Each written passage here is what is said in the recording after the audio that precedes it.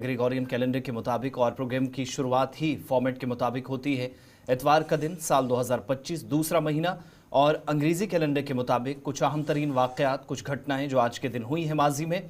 ज़रा 2 तारीख के उन वाक़यात की तरफ हिस्ट्री ऑफ द डे में इस पहले पड़ाव में नज़र दौड़ा लेते हैं। और आज मुख्तलिफ वाक़यात हैं हिंदुस्तान और आलमी तारीख में। सन 1852 में हिंदुस्तानी क्रिकेट टीम ने पहला टेस्ट मैच मद्रास के अंदर जीता और ये हिस्ट्री का पहला टेस्ट मैच था जो टीम इंडिया ने आज अपने नाम किया था। 1862 था। 1862 में आज ही के दिन शंभुनाथ पंडित कलकत्ता हाईकोर्ट के पहले हिंदुस्तानी जज मुकर्रर हुए। 1862 तारीख आज की, यही दिन था। आज ही का 2 फरवरी का साल 1953 था। अखिल भारतीय खादी और ग्रामोद्योग बोर्ड की तश्कील बाज़ाब्ता तौर पर हिंदुस्तान के अंदर आज के दिन हुई। 1878 में यूनान ने तुर्की के खिलाफ ऐलान जंग आज ही के दिन किया था। साल 1939 में हंगरी ने सोवियत यूनियन, या जिसको यूएसएसआर कहा जाता रहा, इसके साथ ताल्लुकात मुनक़ता किए। मुकम्मल तौर पर स्ट्रेटेजिक एतबार से भी जो पार्टनरशिप्स हो रही थी उनको ख़त्म करने का सरकारी तौर पर ऐलान आज ही के दिन किया गया। साल 1996 दिन आज का, जब बूट प्लेस में दूरदर्शन केंद्र आज के दिन खुला। इसके अलावा 2 फरवरी साल 2007 को, आज से तकरीबन 18 बरस कबल, आईपीसीसी ने ग्लोबल वार्मिंग पर पहली रिपोर्ट पेश की। ये पहली इस तरह की रिपोर्ट थी जहां पर हिंदुस्तान के अंदर ग्लोबल वार्मिंग के ताल्लुक से जो खदशात थे या तहफ़्फ़ुज़ात थे उनको दूर कैसे हुकूमती सतह पर इक़दामात उठाकर किया जा सकता है, मस्बत या मनफी पेशरफ्त होगी, नताइज क्या होंगे, ये इस रिपोर्ट के जरिए अक्कासी की गई। 1626 में आज ही के दिन चार्ल्स अव्वल इंग्लैंड के शहंशाह मुकर्रर हुए। 1788 दिन आज का, मुल्क में इंतजामी इस्लाहात के लिए आज के दिन पिट्स रेगुलेटरी एक्ट नाफिज हुआ। 1788 में दिन आज का था। हिस्ट्री ऑफ द डे में यह भी पता चलता है कि 1814 में कलकत्ता या कोलकाता म्यूजियम का क़याम अमल में आया। साल था 1982 दिन आज का, जब शाम ने आज ही के दिन सीरिया मौजूदा वक्त में एक बड़ी ट्रांजिशन से जहां पर गुजरा है, सूरत हाल मुकम्मल तौर पर तब्दील हुई है, लेकिन यह सिचुएशन 1982 में आज के दिन नहीं थी। 1990 में अफ्रीकी नेशनल कांग्रेस पर 30 बरस कब लगी पाबंदी आज ही के दिन खत्म की गई।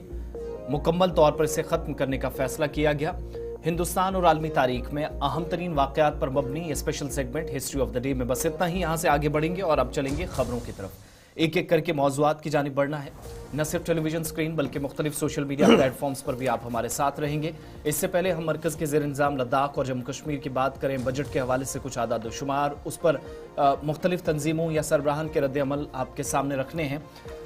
सबसे पहले ज़रा इंटरनेशनल न्यूज़ की तरफ चलेंगे। वो खबरें जो मशरक़ी वस्ता से सबसे ज़्यादा सुर्खियों में हैं और बैक टू बैक कुछ बड़ी डेवलपमेंट्स अमेरिका के अंदर डोनाल्ड ट्रंप में इक़्तिदार में आने के बाद हो रही हैं। तो शुरुआत ज़रा इसी खबर के साथ। पहली खबर आपके सामने, और इस खबर के मानी सियासी एतबार से क्या है, ज़रा ये समझने की कोशिश करेंगे। जी इशफाक। चलिए जनाब, पहली खबर का आगाज़ करते हैं। और आपको याद होगा कि कल इसी प्रोग्राम के आगाज़ में हमने आपको बताया था कि डोनाल्ड ट्रंप एक के बाद एक एग्जीक्यूटिव ऑर्डर जारी कर रहे हैं और उन्हीं ऑर्डरों और बयानों के बीच गजा शहर को खाली करने और गजा के पनाह गुज़ीरों को दीगर मुल्कों के अंदर बसाने का फार्मूला और मनसूबा भी सामने रखा गया, जिसके बाद अरब मुल्कों का इजलास कल हंगामी तौर पर मुनक़िद हुआ है। अरब मुल्कों का इजलास गुज़श्ता रोज़ मिस्र की दारुल हुकूमत काहिरा में मुनक़िद हुआ है, जिसमें डोनाल्ड ट्रंप के दिए गए बयान को यकसर मुस्तरद कर दिया गया है। अरब मुल्कों का इजलास गुज़श्ता रोज़ मिस्र के दारुल हुकूमत काहिरा में हुआ, जिसमें सऊदी अरब, यूएई, मिस्र, कतर, उर्दन के वज़राए ख़ारजा के अलावा फ़लस्तीनी अथॉरिटी के हुक्काम ने भी शिरकत की है। इजलास में अरब मुल्कों ने फ़लस्तीन को अपनी सरजमीन से जबरी बेदखली नाकाबिले कबूल करार दी और गजा के लोगों को उर्दन और मिस्र में मुंतकिल करने से मुतल्लिक अमरीकी सदर डोनाल्ड ट्रंप के मंसूबे को मुस्तरद कर दिया है। वज़राए ख़ारजा के इस इजलास में मुश्तरका बयान में गजा जंगबंदी मुआहिदे पर मुकम्मल अमल दरामद और 2 रियासती हल के लिए अमरीकी सदर डोनाल्ड ट्रंप के साथ मिलकर काम करने की यकीन दहानी कराई गई। यानी 2 नेशन, फ़लस्तीन भी रहे, इजराइल भी रहे, 2 स्टेट्स वहाँ पर बने। इस पर काम करने के लिए अरब मुल्कों ने अमेरिका के साथ मिलकर काम करने का फैसला तो ले लिया, लेकिन जो डोनाल्ड ट्रंप का बयान था कि लोग वहाँ से निकल जाए, एक ही रियासत बने, उस बयान को मुकम्मल तौर पर मुस्तरद कर दिया है। वाज़ेह रहे कि इससे कबल अक़वाम मुत्तहिदा के सेक्रेटरी जनरल एंटोनी गुटेरेस ने भी फ़लस्तीन को गज़ा पट्टी से निकालने नस्लकुशी के मुतरादिफ करार दिया था और कहा था कि आलमी इदारे इसे किसी भी कीमत पर कबूल नहीं करेंगे। बहरहाल आलमी इदारे करें क्या करें, लेकिन अरब मुल्कों का इजलास रात देर गए मुकम्मल हुआ है और इस इजलास के बाद एक एलानिया जारी कर दिया गया जिसमें अमेरिका के इस बयान को नकारा गया, इस तजवीज़ को नकारा गया। ताहम ये साफ कर दिया गया कि दो रियासती हल के हवाले से अगर कोई पेशरफ होती है तो अरब मुल्क उसमें एक साथ जो है वो आ सकते हैं। तो याद रखिएगा, यूएई, मिस्र, कतर, उर्दन के वज़राए ख़ारजा के साथ साथ कल फ़लस्तीनी अथॉरिटी के ज़िम्मेदार भी इस इजलास के अंदर शरीक थे जो काहिरा के अंदर मुनक्किद हुआ है और इसने उस बड़े बयान जो सियासी तौर पर इंतहाई अहम और बड़ा बयान माना जाता है और साल 2025 में एक नई सबबंदी का आगाज़ करने के लिए मुतरादिफ करार दिया जाता था डोनाल्ड ट्रंप का बयान कि एक तरफ से सहूनी ताकतें होंगी, एक तरफ से अरब दुनिया होगी, एक तरफ से वो लॉबी होगी जो इजराइल को दरपर्दा रहकर मदद कर रही है और दूसरी तरफ से वो लोग होंगे जो फ़लस्तीनी अथॉरिटी या फ़लस्तीन के लोगों के हक़ में काम कर रहे हैं। तो ये दो ख़ीमे आपको 2025 में नज़र आएंगे अगर डोनाल्ड ट्रंप के दिए गए बयान पर इजराइल या फ़लस्तीन के अंदर काम शुरू किया गया तो सूरत हाल एंटायरली आपको डिफरेंट दिखेगी। कल उसकी पहली अक्कासी अरब मुल्कों के इजलास में देखने को मिला है। चलिए, एक बैनुल-अक़वामी सतह की खबर, इजलास इसलिए भी काफ़ी अहम था क्योंकि 20 जनवरी को इक़्तिदार में सदर ट्रंप आए थे। उसके बाद पहला कोई इस तरह का ऑफिशियल स्टेटमेंट या कोई रद्द-ए-अमल जो बड़े पैमाने पर एक वसीतर इजलास या डेलिब्रेशंस के बाद कोई सामने आए, वो अरब ममालिक की तरफ से पहला इस तरह का ऑफिशियल रिएक्शन था। आगे बढ़ेंगे, बात अब ज़रा मौसम की। नॉर्थ इंडिया के अंदर बदलते मौसम के बीच उतार चढ़ाव काफ़ी देखने को मिल रहा है। अगरचे महकमा मौसमियात की प्रेडिक्शन ये है कि आइंदा तकरीबन एक हफ्ते तक 7-8 फरवरी तक कोई बड़ी मौसमियाती तब्दीली तवक्को ना करें, ख़ास तौर से इस हिमालय बेल्ट के अंदर। लेकिन इसके बावजूद भी मुख्तलिफ हिस्सों से जो इतलात हैं वो ज़रा अलग हैं और इस वक्त भी अलग अलग मकामात पर, बिखरे हुए मकामात पर ही सही मगर बालाई इलाकों में बर्फबारी का सिलसिला वक्फे से जारी है। रात देर गए तक बर्फबारी अलग अलग मकामात पर होती रही है। इसकी तस्दीक मकामी सतह पर भी इंतजामिया की जानिब से की गई और मैदानी इलाकों में, जिनमें कश्मीर के इलाके भी शामिल है, जम्मू सूबे के मुख्तलिफ हिस्से भी शामिल हैं, अभी तक की मौसूला इतलात के मुताबिक बारिशें वहाँ पर हुई हैं। लेकिन सुबह सुबह जो मुश्किल जम्मू सूबे के अंदर आई है वो ये है कि मॉर्निंग के विजुअल जब आप ये देख रहे हैं, तकरीबन 7:30-8 बजे तक भी शदीद किस्म की धुंध, जिसकी वजह से अलग अलग मकामात पर लाइट्स ऑन करके सहारा लेना पड़ा ड्राइवर्स को, ट्रांसपोर्टर्स को, आम लोगों को जो नकलो हमल सुबह सुबह करते हैं या सरगर्मियों में मसरूफ़ थे। नरवाल मंडी के आसपास शहर के अंदरूनी हिस्सों में जहां पर कारोबारी सरगर्मियां होती हैं, मसरूफ़ तरीन इलाकों में सबसे ज़्यादा मुश्किलात आई हैं और शहर का ये हाल है कि मुख्तलिफ मकामात पर मौसम साफ होने के बावजूद भी शहर अंधेरे की लपेट में था या फिर शदीद किस्म की धुंध थी। इधर महकमा मौसमियात ने यह भी प्रेडिक्ट किया है कि आइंदा 4 दिनों के दौरान यानी तकरीबन 6-7 फरवरी तक अलग अलग मकामात पर दोनों सूबों के अंदर और लद्दाख खित्ते के अंदर भी पहाड़ी इलाकों में बर्फबारी, मैदानी इलाकों में जो बारिशों का सिलसिला कल दिन भी देखा, रात देर गए भी ये जारी रहेगा। लेकिन बहुत कम, वो जो हम मुसलसल बात कर रहे हैं कि एक शायद शदीद किस्म के या शदीद नौईद के वेट स्पेल से हम गुजरेंगे, वैसा कुछ भी नहीं है।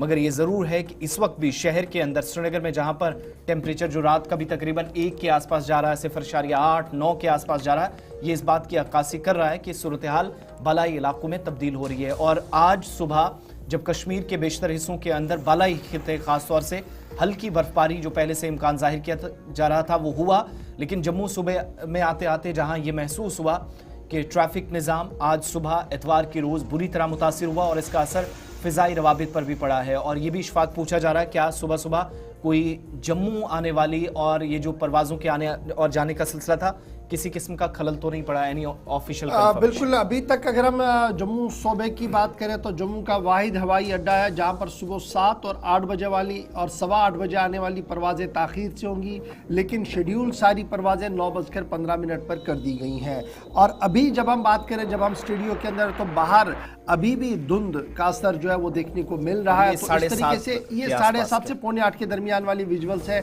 जहां पर आप देख सकते हैं कि धुंध ने किस तरीके से पूरे शहर जम्मू को अपनी लपेट में लिया था। न सिर्फ शहर जम्मू लपेट में था, बल्कि हमारे पास इतलात ये है कि कठुआ सांबा के इलाकों के अंदर भी। और ये तस्वीरें श्रीनगर शहर की आज सुबह की है, जहां पर हल्के से बादल आपको ज़रूर नज़र आएंगे और उम्मीदें लगाई जा रही कि शायद श्रीनगर के अंदर आज वक्फे वक्फे से बारिशों का न थमने वाला सिलसिला भी होगा और पहाड़ी इलाकों में एक बार फिर बर्फबारी के हल्के से आसार होंगे। आइंदा 6 दिन तक मौसम का मिजाज इसी तरीके के आंख मचोली खेलता रहेगा, कभी हल्की बारिशें होंगी, कभी बर्फबारी होगी। और जब कश्मीर सूबे के अंदर ये बादल, ये बारिशें, ये बर्फबारी का सिलसिला होता है तो सूबा जम्मू के मुख्तलिफ इलाकों के अंदर धुंध का असर भी दिखता है और ठंड का थोड़ा सा एहसास भी दिख रहा है। अब की बार जम्मू सूबे के अंदर ठंड बहुत कम ही दिखी है, लेकिन बाय एंड लार्ज बारिशें और बर्फबारी वक्त की अहम तरीन ज़रूरत है। हाथ उठाइए दुआओं के लिए और खुसूसी प्रेयर्स ज़रूर इसके लिए होने चाहिए कि शहर, गांव, देहात के अंदर बर्फबारी, बारिशों वक्त पर हो, वरना आने वाले दिनों में काफ़ी मुश्किलें पीने के पानी, बिजली की सप्लाई और दीगर मामलात को लेकर हो सकती है। बहरहाल 6 दिन का वक्फा है, अभी 5 दिन और हैं जी। ये माना ज़रा कि 4 से 5 दिन और है। महकमे मौसमियात की पेशन गोई के मुताबिक हल्की से दरमियाना दर्ज की बारिशें और बर्फबारी मुख्तलिफ इलाकों के अंदर हो सकती है। बढ़ते हैं जी आगे। ये तो मौसम का मिजाज था जो बदल रहा है और बदलते मौसम के मिजाज के बीच सियासी महाज भी बदल रहा है और सबकी नज़रें Jammu Kashmir Ladakh common high court पर लगी हुई है, क्योंकि 5 मेंबरान असम्बली के नामजदगी का मामला है। अगरचे इंतखाबी दंगल के दौरान यह बताया जा रहा था कि शायद पहले ही यह मामला तय पाया जाएगा। और फिर आपको याद होगा कि हमने ये सवाल वज़ीर आला उमर अब्दुल्ला के सामने भी रखा था कि 5 मेंबरान असम्बली का मामला जो है वो कहाँ तक नॉमिनेशन का पहुँचा। उन्होंने कहा था मुनासिब वक्त पर फैसला होगा, हम आपको ज़रूर बताएंगे। लेकिन नज़रें सबकी लगी हुई हैं जी Jammu Kashmir Ladakh common high court पर, जहाँ पर केस की समाअत आखिरी मरहले में चली गई है और 5 मेंबरान जम्मू कश्मीर असम्बली के लिए 5 मेंबरान की नॉमिनेशन का मामला जम्मू कश्मीर लद्दाख हाई कोर्ट के अंदर जो दरख्वास्त कांग्रेस के सीनियर लीडर और तर्जुमान आला रविंदर शर्मा की तरफ से दायर कर दी गई थी, उसमें हतमी समाअत अब 6 फरवरी को मुनक्किद होने जा रही है।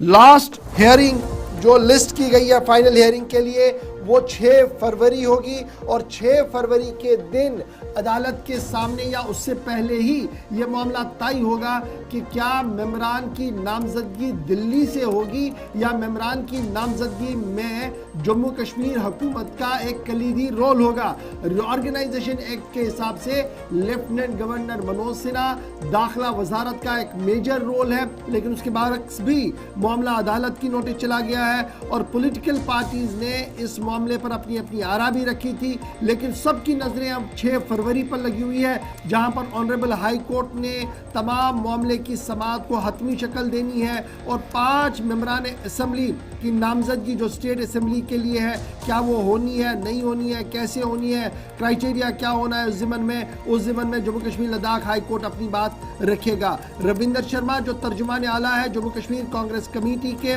उन्होंने इस मामले पर एक अर्जी दाखिल की थी जिसमें कई समातें हुई और उनका मानना था कि ये इलेक्टोरल प्रोसेस के साथ खिलवाड़ है। अगर आप पहले ही कबल अज़ वक्त नामजदगियाँ करेंगे और सिर्फ एकतरफा नामजदगियाँ करेंगे तो शायद ये सही नहीं होगा। बहरहाल अब देखना होगा कि कांग्रेस पार्टी अपने तरीके से तो मामला अदालत तक ले गई है, अदालत अब 6 फरवरी को इस पूरे मामले पर क्या करेगी, क्योंकि उम्मीद लगाई जा रही है कि 6 फरवरी को यह मामला हल होते हुए नजर आएगा। Jammu Kashmir Ladakh common high court के अंदर 6 फरवरी पर सबकी नजरें, अदालत का फैसला सामने आएगा कि मेंबरान की नामजदगी और दीगर मामलात को लेकर जो अर्जी दाखिल की गई थी उसमें हतमी तारीख अब 6 फरवरी लगा दी गई है। चलिए, ये तो एक बात थी जो आपके सामने रखना जरूरी थी, लेकिन अब जरा आगे बढ़ेंगे और बात करेंगे बजट के ताल्लुक से। साल 2025 का मरकजी बजट पेश हो चुका है और मिजानिये में मुख्तलिफ रियासतों और यूटीज़ को क्या मिला, एक एक करके कल से मुसलसल आदाद शुमार, रिपोर्ट्स या वो उस बजट डॉक्यूमेंट को खंगाल कर आपके सामने मुकम्मल तौर पर तफसीलात रखने की कोशिश प्रोग्राम्स, डिबेट्स, डिस्कशंस में कल दिन भर जारी रही। लेकिन ख़ास तौर से तवज्जो हमारी जम्मू कश्मीर लद्दाख पर थी कि मरकज़ के इस बजट से इस बार जम्मू कश्मीर के लिए क्या होगा। उस वक्त जब नज़रें जम्मू कश्मीर की अवामी मुंतखबा हुकूमत पर है, उमर गवर्नमेंट पर है, सिर्फ 1 महीने के बाद तवील मुद्दत के बाद, तकरीबन 6 बरस के बाद जम्मू कश्मीर की हुकूमत अपना बजट पेश करेगी। लेकिन मरकजी वजीर खजाना निर्मला सीतारमन ने जब बजट पेश किया तो जम्मू कश्मीर के लिए 41,000 करोड़ रुपए जो मुख्तस किए गए, जैसे ही अनाउंसमेंट या बजट डॉक्यूमेंट्स को आप खंगालते हैं तो पता चलता है, क्योंकि जम्मू कश्मीर ज्यादातर मरकजी इमदाद पर इंसार करती है, लद्दाख को भी या लद्दाख के अंदर भी इस बजट के बाद थोड़ी सी मायूसी, क्योंकि पिछले साल के मुकाबले इस बार जो मुख्तस रकूमात है उनमें कमी की गई है। जम्मू कश्मीर हुकूमत को 41,000 करोड़ रुपए का मीज़ानिया दे दिया गया है, यानी पूरा हुकूमत जो है वो 41,000 करोड़ पे चलानी होगी। लेकिन ज़रा याद रखिएगा कि जो लोग कल से ये बता रहे थे कि ऑल इज़ वेल एंड गुडी गुडी है, जब आप इसको एनालाइज करते हैं तो पता लगता है कुछ और भी है। जम्मू कश्मीर के लिए जो एलोकेट किया गया नए माली साल के लिए, तो उसमें 604 करोड़ रुपया एलोकेशन से कम आपको दिखेगा। 2003 और 23-24 का जब बजट को आप खंगालेंगे, 25-26 के साथ खंगालेंगे तो आपको कम दिखेगा 604 करोड़ रुपये। एक तरफ से ये है।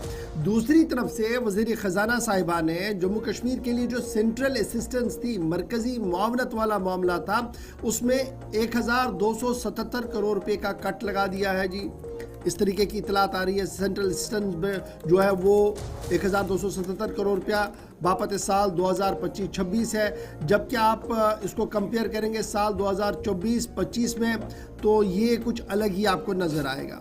जम्मू कश्मीर पुलिस को एलोकेट किया गया है 9,325 करोड़ रुपया, ये भी बहुत कम है as compared to previous budgets. जब आप देखेंगे जो 9,799 करोड़ रुपया हुआ करता उसके मुकाबले में कम है। ताम ये साफ कर दिया गया कि BSF CRPF इंगेजमेंट जो है एंटी टेरर ऑपरेशंस में है, तो उनके फंड्स को एनहांस करने की बात कही गई है।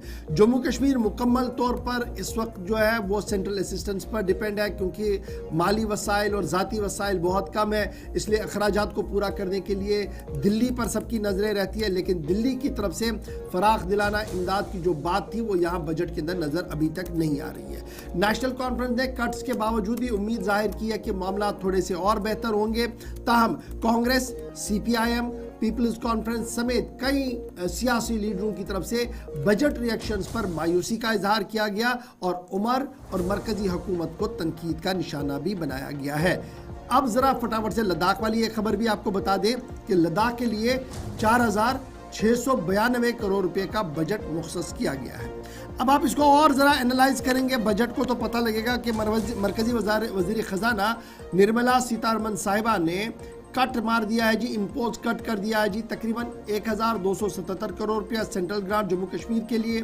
जबकि पुलिस बजट को भी डाउन कर दिया है, यानी पुलिस बजट में भी कमी हुई है, तकरीबन 460 करोड़ से ज़्यादा पैसा वहाँ पर भी कट हुआ है। जम्मू कश्मीर के लिए जो अप्रूव हुआ जी सेंट्रल असिस्टेंस वो है 41,604 करोड़ रुपया बापत साल 2023-24, और ये आगे बढ़ा था फिर 24-25 में 42,277.47 करोड़ रुपया। लेकिन अब जब आपके पास रिवाइज्ड एस्टिमेट बापत साल 2024-25 आया है तो ये ग्रांट 41,000 करोड़ के आसपास बनती हुई रुक चुकी है, और इस तरीके से साल 2025-26 का पूरा मीज़ानिया जो है वो 41,000 करोड़ के आसपास ही आपने खर्च करना है। ये जो रिड्यूस हुआ है सेंट्रल असिस्टेंस, इसका फ़र्क जो है, इसका असर जो है वो आपको एंटायर यूनियन टेरिटरी के अंदर जो है वो देखने को मिलेगा। जम्मू कश्मीर बापत साल 2025-26 अगर आप इसको कंपेयर करेंगे बजट बापत साल 2024-25 तो बजटरी एस्टिमेट्स जो हैं अकाउंट्स वाइज उसमें भी आपको काफ़ी फ़र्क आएगी, और दीगर मामलात में भी आपको काफ़ी ज़्यादा फ़र्क इसमें नज़र आएगी। इशफाक, वक्त एक छोटे से ब्रेक का भी है। ब्रेक के उस पार जब हम वापस आएंगे तो कुछ रिएक्शंस भी आपके सामने रखने हैं, और चूंकि 9 बज रहे हैं, फ़ौरन ब्रेक से लौटेंगे तो आपके सामने न सिर्फ वो रिएक्शन बल्कि ये भी बताएंगे कि अहम तरीन शोबे जिनमें तालीम और सेहत का शोबा है उनको क्या मिला है, एक एक करके मुकम्मल तफसीलात या आदाद-ओ-शुमार आपके सामने। लेकिन ब्रेक के उस पार हमारे साथ कॉन्टिन्यूसली रहेगा।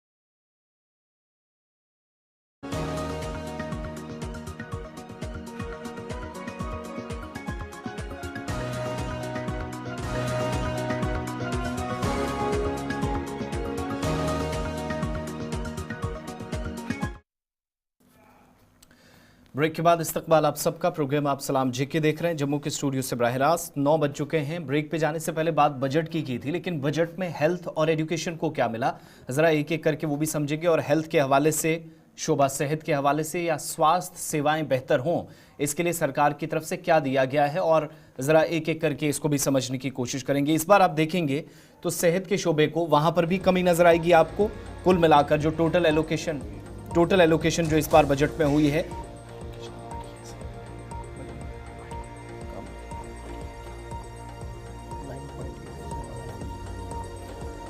और माजी के मुकाबले तकरीबन सेहत के शोबे को 9.5% से ज़्यादा पिछले साल, जो माली साल में कुल रकम मुख्तस की गई थी, उसमें इजाफा किया गया है। और ओवरऑल 99,858 करोड़ रुपए हेल्थ सेक्टर को इस बार मरकजी सरकार की तरफ से माली साल 2025-26 के बजट में दिए गए हैं।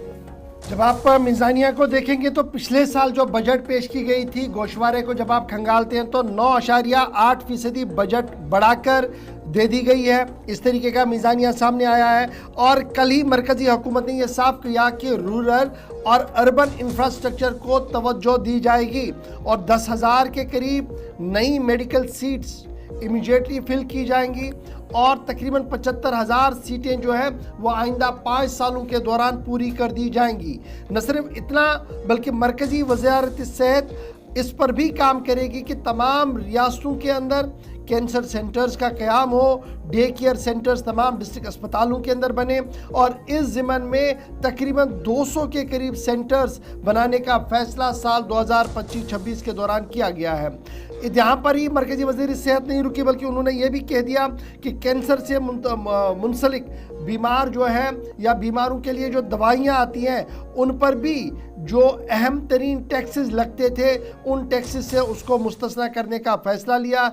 36 क्रिटिकल लाइफ सेविंग ड्रग्स ऐसी हैं जो अब आपको बहुत कम दामों पर बाजार के अंदर जो है वो मिल सकती है। तो जम्मू कश्मीर के ज़ाविये से ये तो मरकज़ का बजट था, लेकिन जम्मू कश्मीर की वज़ीर सेहत सकीना मसूद साहिबा की तरफ से भी बयान आया है और सकीना मसूद साहिबा की तरफ से कहा गया कि खुशाइन बेहतर बयान है और जिस तरीके से खाका खींचा गया है दरअसल ये बेहतर है, लेकिन जम्मू कश्मीर के ज़ाविये में पैरामेडिक्स, डॉक्टर्स और दीगर लोगों का काफ़ी ज़रूरत है और तेज़ी के साथ जम्मू कश्मीर की तो और तवज्जो देने की ज़रूरत है। सिर्फ सेंटर्स कायम करने से कुछ नहीं होगा, बल्कि सेंटरों के अंदर तमाम तर अद्वियात, तमाम तर पैरामेडिकल स्टाफ, तमाम तर डॉक्टर्स होना लाजमी है। मुल्क के साथ साथ जम्मू कश्मीर के अंदर भी कैंसर का मार्ग तेज़ी के साथ बढ़ रहा है। State of art cancer institute बनाने का ख्वाब बहुत पहले देखा गया था श्रीनगर के अंदर, जम्मू के अंदर, अभी तक वो पाए तकमील नहीं हुआ।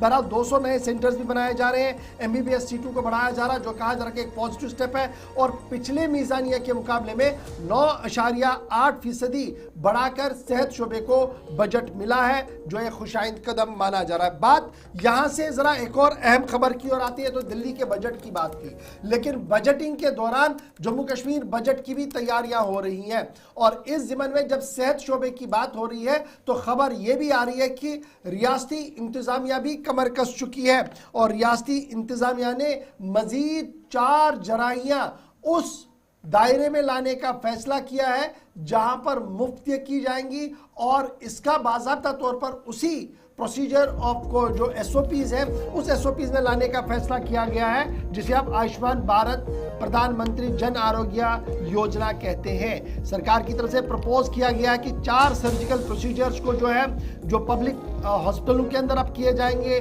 उन्हें ABPMJ-AY के तहत लाया जाए, नहीं यानी आयुष्मान भारत प्रधानमंत्री जन आरोग्य योजना के तहत लाया जाए।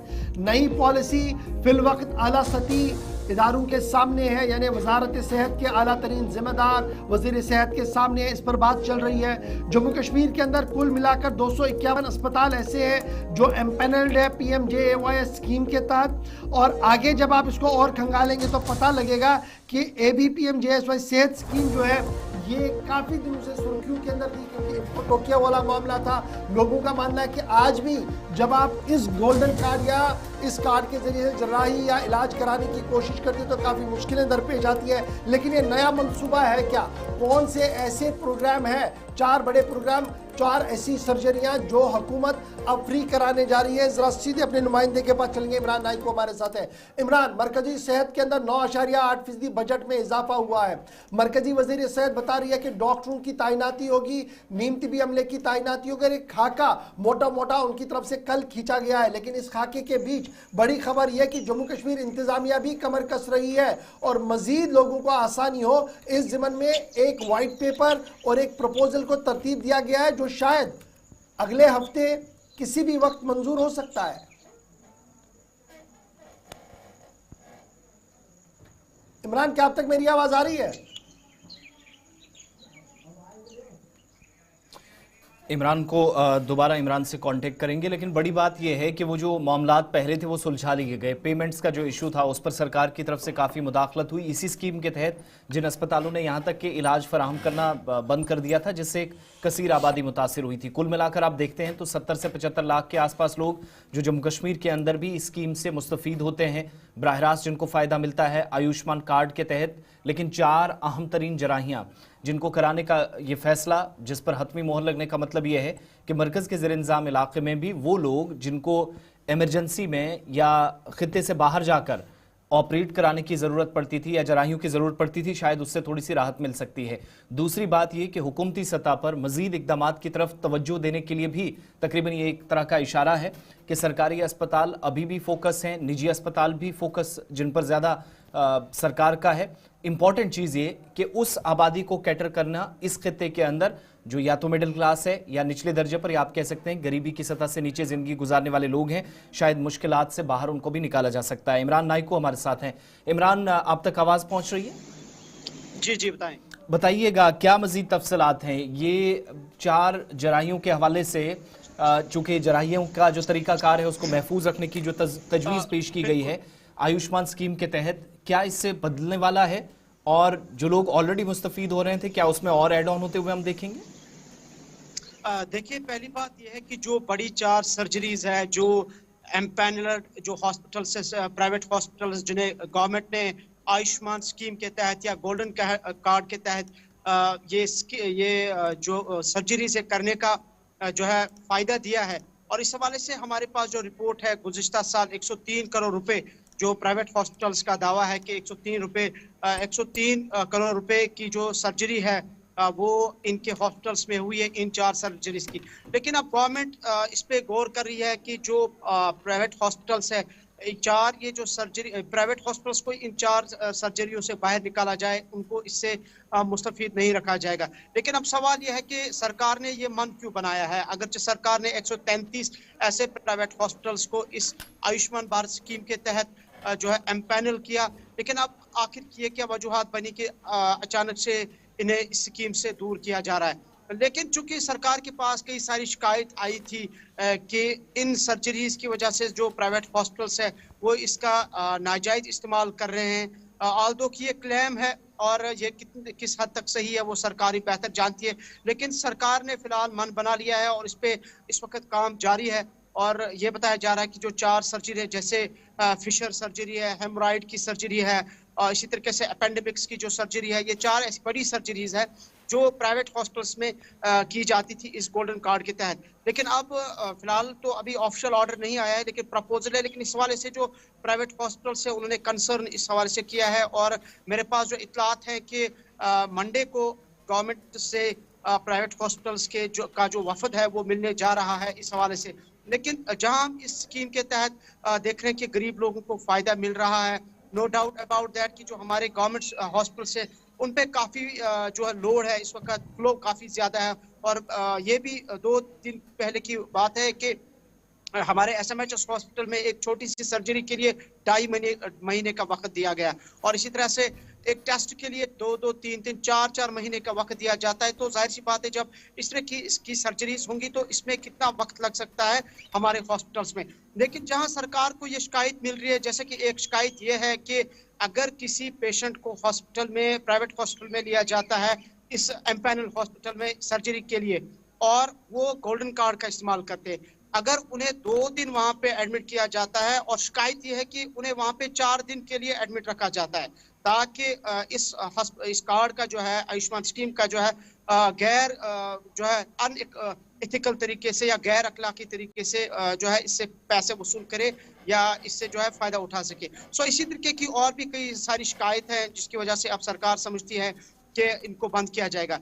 लेकिन हम टेक्निकली इस चीज को इस तरह समझते हैं, अगर सरकार के पास इस तरीके की शिकायत है तो उन शिकायत का इजाला भी सरकार के पास है और शिकायत एक सरकार डायरेक्शंस पास कर सकती है। एक प्रॉपर इसमें एक मैकेनिज्म, एक प्रोटोकॉल बनाया जा सकता है ताकि अगर शिकायत आ सकती है और उस स्पेसिफिक या पर्टिकुलर हॉस्पिटल के खिलाफ जो है कार्रवाई की जा सकती है। रेस्ट अगर सरकार इन 4 सर्जरीज को प्राइवेट हॉस्पिटल्स से वापस लेती है तो मैं समझता हूँ गवर्नमेंट हॉस्पिटल्स में ऑलरेडी फ्लो है। तो अगर गवर्नमेंट ये समझती है कि गवर्नमेंट ही हॉस्पिटल्स में इन 4 सर्जरीज को कराया जाएगा, लेकिन इससे गवर्नमेंट को लोगों को ये इंश्योर करना है कि लोगों को टाइमली ये दिया तमाम जाए। सर्जरियां हो सके। बहुत शुक्रिया हमारे साथ ज्वाइन करने के लिए इमरान नाइकू। फिलहाल ज़रा एक और अहम खबर की ओर बढ़ते हैं और बात ज़रा तालीम की करते हैं, एजुकेशन सेक्टर की करते हैं, क्योंकि एजुकेशन के अंदर रिफॉर्म्स और एजुकेशन के अंदर नई बातें और नई रूह फोकना हुकूमत की अवलीन तरजीहात में शामिल है। अगरचे मरकज़ी बजट के अंदर भी तकरीबन 3.4 से 5% बढ़ोतरी एजुकेशन सेक्टर के अंदर भी की गई है इस बजट के अंदर जो दावा पेश किया गया है।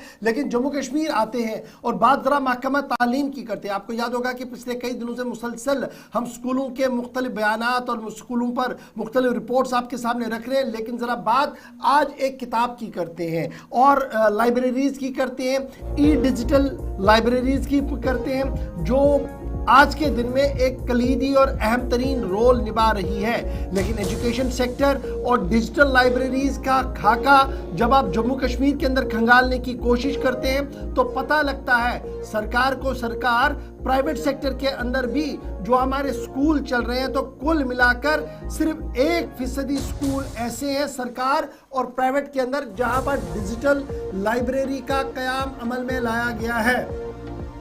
और ये डिजिटल लाइब्रेरियां न होना एक बड़ा सवाल पैदा कर रही है, क्योंकि एक लिमिटेड नॉलेज बच्चों तक पहुंच रही है और जो एक्सेस है पूरी दुनिया तक और स्ट्रक्चरिंग ऑफ इंफॉर्मेशन की जो बातें हो रही थी वो अभी भी जम्मू कश्मीर के निज़ाम तालीम के अंदर आपको नज़र नहीं आ रही है। Majority of the private school जो जम्मू कश्मीर के अंदर है वहाँ पर वाइटल ये जो इंतहाई अहम सर्विस है डिजिटल लाइब्रेरी का वो ना के बराबर है, बिल्कुल भी नहीं है। और कुल मिलाकर हमारे पास जो एदाद शुमार है वो ये बता रहे हैं कि 370 के करीब स्कूल ऐसे हैं जम्मू कश्मीर के अंदर जो डिजिटल लाइब्रेरी सर्विसेज अवेलेबल है बच्चों के लिए, कुल मिलाकर 370। जबकि आप देखेंगे तकरीबन 18,000 स्कूल जहां पर 24,296 इंस्टीट्यूट्स है जम्मू कश्मीर के अंदर, यहाँ पर लाइब्रेरियां ना के बराबर। 24,000 में से अगर आप देखेंगे तो कितने स्कूलों के अंदर लाइब्रेरियां आपको खुद समझ आएगी। जो ऑफिशियल फिगर्स जरा से हमारे पास मौसूल हुए हैं कुल मिलाकर 24,296 सरकारी और प्राइवेट स्कूल्स हैं जम्मू कश्मीर के अंदर, और उन 24,296 में से सिर्फ 370 के करीब स्कूलों के अंदर ये फैसिलिटी है जो कुल मिलाकर 1.53% बनता है, यानी 1.5% सिर्फ स्कूल ऐसे हैं जहाँ पर डिजिटल लाइब्रेरी है। ये भी सामने आया कि 5,452 प्राइवेट स्कूल जम्मू कश्मीर के अंदर है जिनमें 12 लाख बच्चे ज़ेर तालीम हैं और 18,785 सरकारी स्कूल है जहां पर 14 लाख बच्चे हैं। और ये लाखों के बच्चों की तादाद चाहे सरकार के अंदर है प्राइवेट के अंदर है, किस तरीके से इस बुनियादी चीज़ से दूर रखे गए हैं एक बड़ा सवाल है।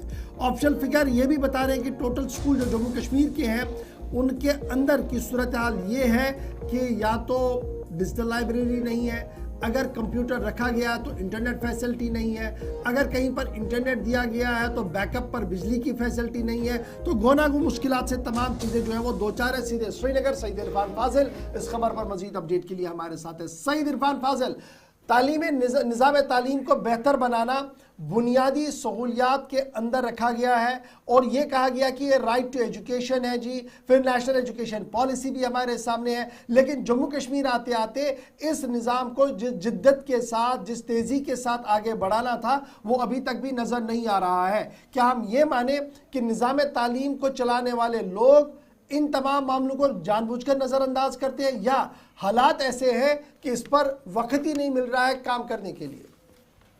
देखिए जोर साहब, जिस तरीके से आपने एजुकेशन सेक्टर और डिजिटल लाइब्रेरी को टच किया है और खास तौर पर डिजिटल लाइब्रेरी की बात की है, न बल्कि ये चीज, इसके साथ साथ कई ऐसी चीजें हैं जो निजाम तालीम के साथ काफी टाइम से लैक हो रही है, जिसमें वाइटल स्टूडेंट्स को एक अच्छी फैसिलिटी प्रोवाइड नहीं की जा रही। क्योंकि देखा जाए जिस तरीके से आपने नंबर्स गिनवाए हैं टोटल गवर्नमेंट स्कूल्स के साथ जो आपने नंबर दिया या प्राइवेट स्कूल्स के साथ जो आपने टच किया, इसके बरक्स अगर मैं देखूंगा जो प्राइवेट स्कूल की जो एजुकेशन है उसकी निजाम तालीम बेहतर क्यों है बनिस्बत गवर्नमेंट स्कूल? क्योंकि वहां पर एक तो फैसिलिटी प्रोवाइड की जाती है, डिजिटल पढ़ाया भी जाता है, और साथ ही साथ जो फिगर्स है जो आजकल के टाइम में जिस तरीके से फैसिलिटेट किया जाता है बच्चे को, जैसे आपने देखा होगा फॉरेन कंट्रीज में छोटे से ही बच्चों को टैब्स वगैरह या लैपटॉप से पढ़ाया जाता है, डिजिटल एजुकेशन प्रोवाइड की जाती है। उसकी वजह यह है कि ताकि वो जमाने के आगे बढ़े और काउंट करे कंपटीशन के साथ साथ। अब प्रेजेंटली अगर हम जम्मू कश्मीर को लेकर ही बात करेंगे,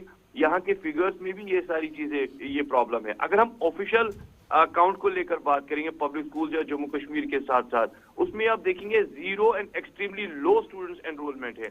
उसकी वजह यह है कि वो मर्ज हो रहे हैं और वो चीजें मर्ज हो रही है पब्लिक स्कूल्स के साथ। वही एक वजह है कि ऑफिशियल फिगर्स बार बार बोल रहे हैं कि हमारा निजाम तालीम जो है बेहतर है वगैरह है, मगर आप अगर आप बुनियादी ढांचे को देखेंगे, खास तौर पर जो इसका जो सेक्टर है वो बैडली हिट हुआ है, जिसकी वजह से पब्लिक स्कूल्स, प्राइवेट स्कूल्स आगे बढ़ रहे हैं और धीरे धीरे करके ये काउंट नियरली 30% डाउन हो रहा है, जिसमें सबसे बड़ी वजूहत ये है कि बच्चों को इस तरह की फैसिलिटी गवर्नमेंट स्कूल में प्रोवाइड नहीं की जाती है। अब डिजिटल वर्ल्ड की आप बात करेंगे, डिजिटल टेक्नोलॉजी की बात करेंगे, कितने सारे ऐसे बच्चे हैं जो गवर्नमेंट स्कूल में पढ़ना चाहते हैं। आज देखिए, आज हर कोई माँ बाप जो है अपने बच्चों को तालीम खास तौर पर प्राइवेट स्कूल में ही देना चाहता है। वो अपने आप को ही जिया कटौती में समझ जाता है, मगर अपने बच्चे को प्राइवेट स्कूल में इसलिए ताकि वहां पर उसको प्रॉपरली डिजिटली पढ़ाया भी जाए और जमाने के साथ जो चीजें उसे पढ़नी है वो काउंट की। तो सैयद इरफान फाजिल, सरकारी स्कूल भी हैं, निजी इदारे भी हैं, हम देख रहे हैं स्मार्ट क्लासरूम्स, टेक्नोलॉजी,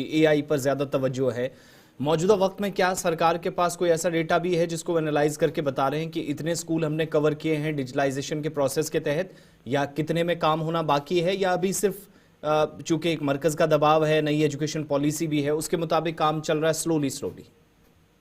देखिए आसिफ साहब, जहां तक जम्मू कश्मीर एंड मैं टोटल नंबर को लेकर जो गवर्नमेंट एंड प्राइवेट स्कूल को लेकर बात करूंगा वो 28,800 है, मगर काउंट रिडक्शन जो है दैट इज ओनली 24,279। ऑफिशियली अगर हम देखेंगे इसमें एक बहुत बड़ा गैप भी है, यानी जिस तरीके से वो काउंट नंबर करा रहे हैं, मुझे नहीं लगता है कि उस नंबर में अब गवर्नमेंट स्कूल्स में जो बच्चे पढ़ाई कर रहे हैं, अब आप जिस नंबर की बात कर रहे हैं, आप देखिए ना प्राइवेट स्कूल्स का नंबर कहां पहुंच चुका है। लाखों की तादाद में बच्चे पढ़ाई कर रहे हैं और लाखों की तादाद में उनके कॉम्पिटिशन के एग्जाम्स भी है और एनरोलमेंट भी है। पर गवर्नमेंट स्कूल में अगर ये सारी चीजें, तो फिर आप मुझे बताइए टीचर साहिबान ज्यादा क्यों और स्टूडेंट कम क्यों? अब देखिए कितने सारे ऐसे स्कूल्स भी हैं जहां पर बच्चे आज गवर्नमेंट स्कूल में पढ़ाई नहीं करना चाहते। हाँ, अब एक बड़ी चीज मैं काउंट करना चाहूंगा, जब आप 10th को क्वालिफाई करते हैं उसके बाद हायर सेकेंडरी लेवल पर अगर मैं शहरी श्रीनगर के गवर्नमेंट स्कूल्स की बात करूंगा, नो डाउट अबाउट इट कि वहां पर 11th-12th के लिए बच्चे पढ़ाई करने जाते हैं। बट अदर साइड अगर देखा जाए, जो स्टार्टिंग से बिगिनर्स जो बच्चे होते हैं वो प्राइवेट ही पढ़ना पसंद करते हैं बनिस्बत गवर्नमेंट। बहुत बहुत शुक्रिया सैयद इरफान फाजिल, तफसीलात फराहम करने के लिए। श्रीनगर से हमें ज्वाइन किए थे। मुकम्मल तफसीलात, तालीमी शोबे में इस्लाहात या काम करने की ज़्यादा ज़रूरत है, जिस पर तवज्जो तो है, लेकिन टेक्नोलॉजी के एतबार से भी काफ़ी अहमियत इस वक्त चीज़ों को दी जाती है। खबर इसलिए बहुत ज़रूरी थी। 9:20 हो गए, वक्त छोटे से ब्रेक का है, फ़ौरन लौटेंगे, कुछ और ख़बरें भी आप तक पहुँचेंगी, साथ साथ आपकी बात भी सुननी है। 9:40 के आसपास, आज थोड़ा अर्ली कोशिश रहेगी, कल की तरह कॉल्स आपकी ली जाएँ, आप अपनी बात रखिएगा, लेकिन साथ साथ कुछ और इंपॉर्टेंट खबरें भी ब्रेक के उस पार।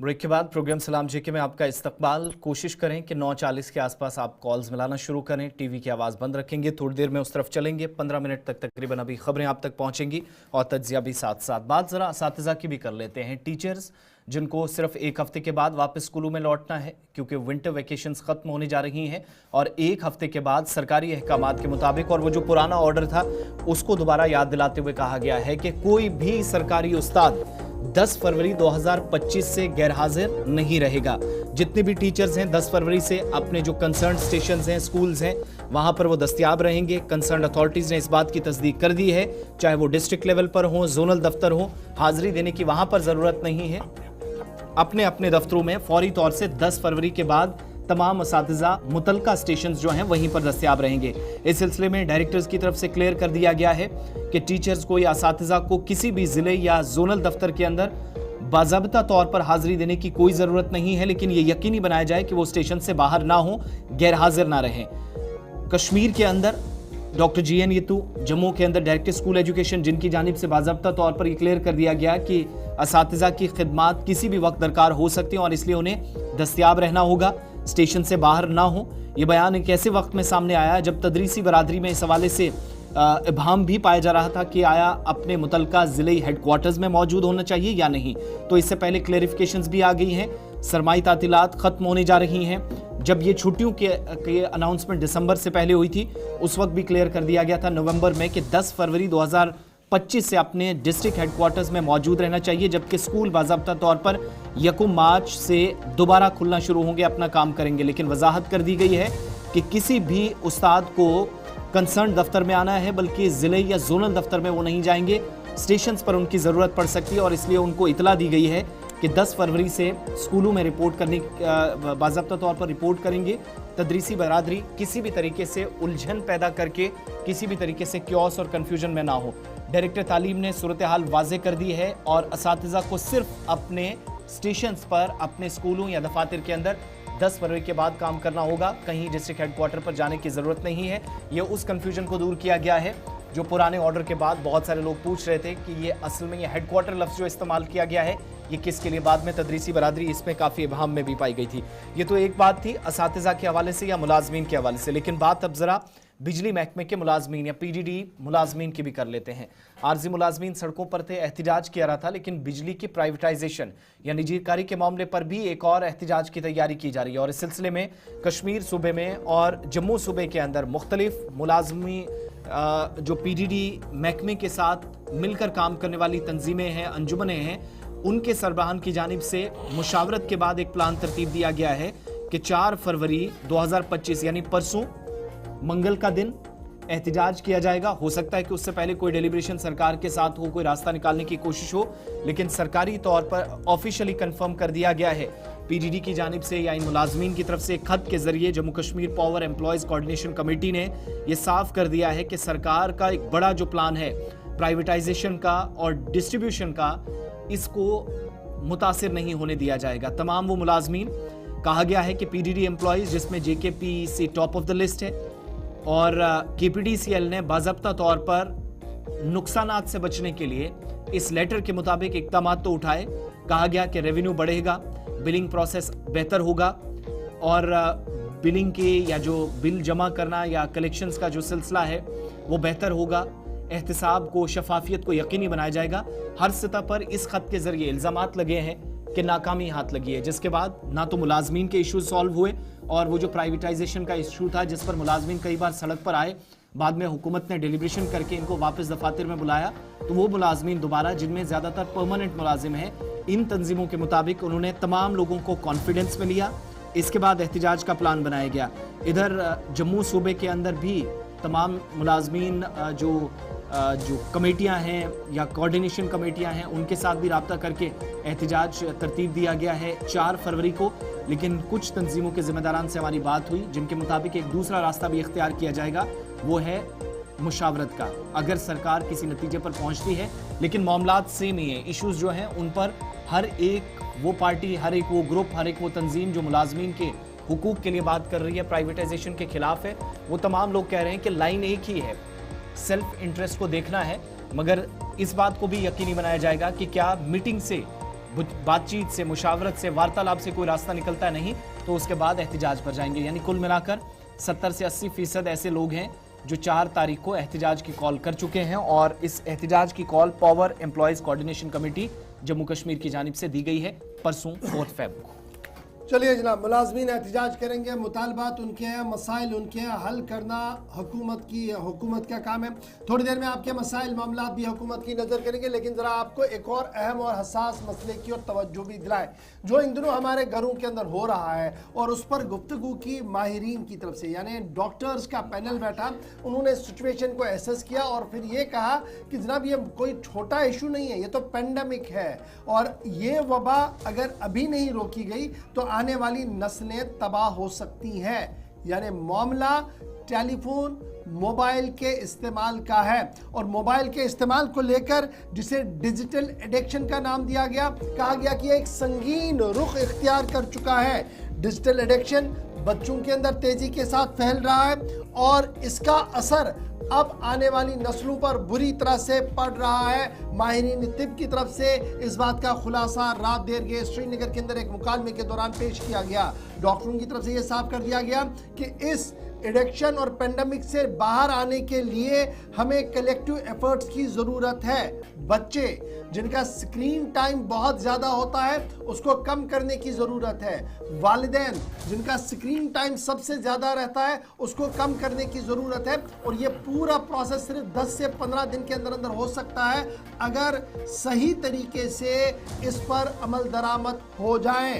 क्रूशल पॉइंट आ गया है कि हमारे बच्चों के अंदर जो बिहेवियरल चेंज हैं, जिस तरीके से उनके आदात बदल रहे हैं, जिस तरीके से उनका माहौल बदल रहा है, ये दरअसल सारा स्क्रीन एडिक्शन है। ये माहिरीन की तरफ से कहा गया और ये भी साफ कर दिया गया जब वालिदा और घर के बुजुर्ग स्क्रीन एडिक्शन के ज़्यादा शिकार हो तो उसका असर बराह रास्त बच्चों पर भी पड़ रहा है। बच्चों को खाना, यानी जो बिल्कुल कमसिन बच्चे हैं, अतफाल हैं, उन्हें किसी भी कीमत पर खाने के समय मोबाइल हाथ में ना दें क्योंकि ये एडिक्शन उनके जहन को ख़राब कर रहा है, उनकी जहनी नशोनुमा पर बुरा असर डाल रहा है और इससे बचने की अज़हद कोशिश करें वरना आने वाले दिनों में उनका दिमागी तवाज़ुन, उनका जिस्मानी तवाज़ुन इंतहाई ख़राब हो सकता है। यह बच्चों के लिए कहा गया। अब वो बच्चे जो स्कूल जा रहे हैं उनके लिए ज़्यादा से ज़्यादा 2 घंटे कर दिए गए हैं, यानी सुबह आप 30-40 मिनट के लिए देखें, शाम को 30-40 मिनट असाइनमेंट्स और दीगर चीज़ों के लिए और पूरा दिन स्क्रीन टाइम से आप दूर रहे और कोशिश करें कम से कम स्क्रीन टाइम रहे।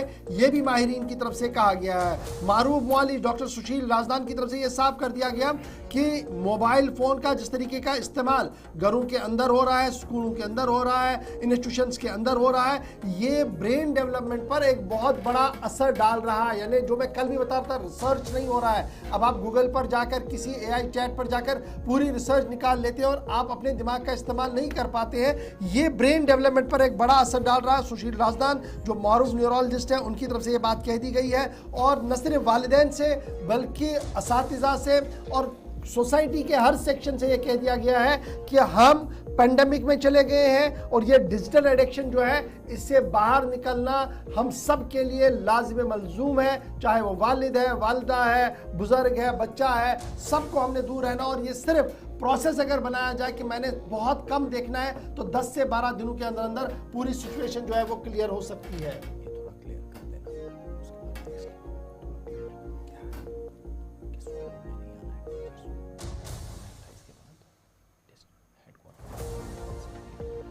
जाना का है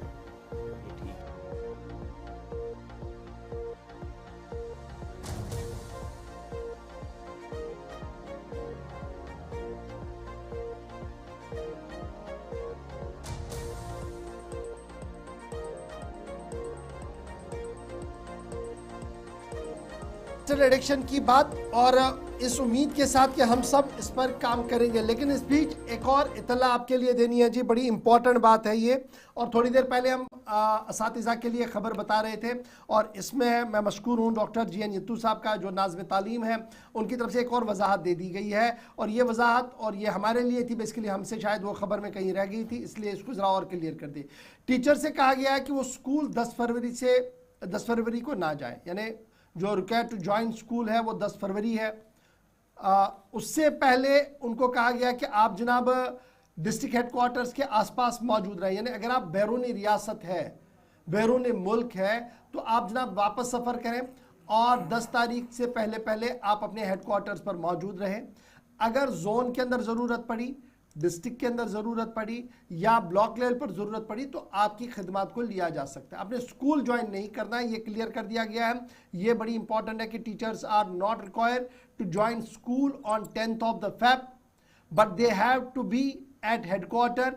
इसका मतलब ये हुआ कि उन्होंने अपने जोनों के आसपास रहना है, अपने डिस्ट्रिक्ट हेडक्वार्टर और डिविजनल हेडक्वार्टर के पास रहना है, ताकि अगर ज़रूरत पड़ी असातिज़ाओं की तो उनके साथ मशावरत, मीटिंग्स और प्रोग्रामों को हतमी शक्ल दी जाए। ये डायरेक्टर और स्कूल 28 के बाद ही ये साफ कर दिया गया है जी। और स्कूलों में हाजिरी 28 के बाद ही यकीनी बनानी है, लेकिन चूंकि कंसर्न एरिया के अंदर ज़रूरत पड़ सकती है, जो हमने पहले ही कहा था, उस हिसाब से चीज़ें क्लियर की गई हैं। तो इसके लिए डॉक्टर जी नीतू साहब का भी और बाकी तमाम लोगों का बहुत शुक्रिया। अब ज़रा आगे बढ़ेंगे, बात निज़ाम सेहत की हो रही थी। इससे पहले कॉलर्स की तरफ जाएं, थोड़ी देर में आपकी कॉल्स लेंगे हम, लेकिन बात ज़रा उस इदारे की भी करते हैं। साल 2015, 16, 17 के बाद काफ़ी पेशरफ्त हुई, नए GMCs बने, इनमें उधमपुर भी बना था, इनमें हंदवारा भी बना, जम्मू के अंदर एम्स पर काम चलता रहा, कश्मीर के अंदर एम्स पर काम हुआ, लेकिन गवर्नमेंट मेडिकल कॉलेजेस पर फोकस रहा।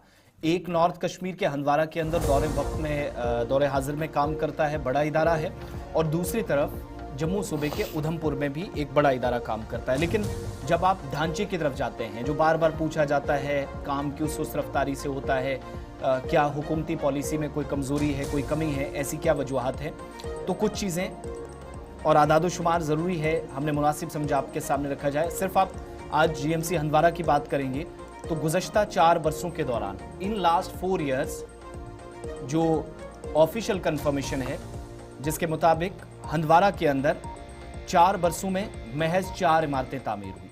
4 साल हुए, 4 बिल्डिंग्स बनी, लेकिन 13 या 1 दर्जन से ज़्यादा और इमारतें बनी हैं। ये जो कामकाज, ये जो इलाज मुआलजे का सिलसिला, ये सारा इस वक्त जो काम है वो 4 इमारतों के अंदर से चल रहा है।